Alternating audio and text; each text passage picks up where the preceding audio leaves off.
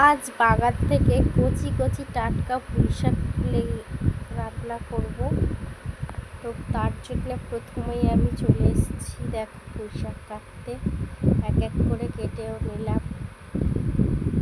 কতগুলো পুঁইশাক আমাদের হয়েছে, একদম টাটকা গাছের কচি কচি, দেখতেই পাচ্ছ তোমরা। এগুলো দিয়ে আর চচ্চড়ি বানাবো। এই যে আগে থেকে আমি কুমড়ো, চিচিঙ্গা, বিনস কেটেই রেখেছি। এবার আলু আর পুঁই শাকটা কাটলেই হয়ে যাবে। আলু আর পুঁই শাকও কাটা হয়ে গেল। এরপর আমি ফুল ভিডিও দিতে পারিনি, কিন্তু শুধু চচ্চড়ি এই যে বানিয়ে নিলাম, তোমরা দেখতেই পাচ্ছ। কেমন হয়েছে কমেন্টে অবশ্যই জানাতে ভুলবে না। তো আজকের মতো টাটা সবাইকে বন্ধুরা।